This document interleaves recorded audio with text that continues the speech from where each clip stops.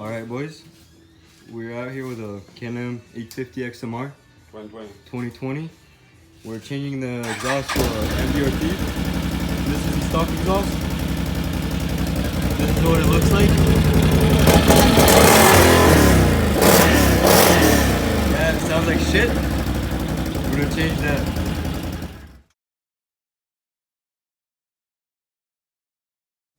Alright boys, here we have installed the new MBRP. Looks like this. It looks pretty damn good, boys.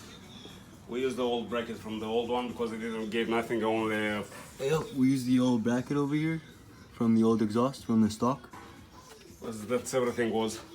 Alright. Show this one. Yeah, this was This came the new one for like... This is what it came with, but we trusted that one more, so we used that one.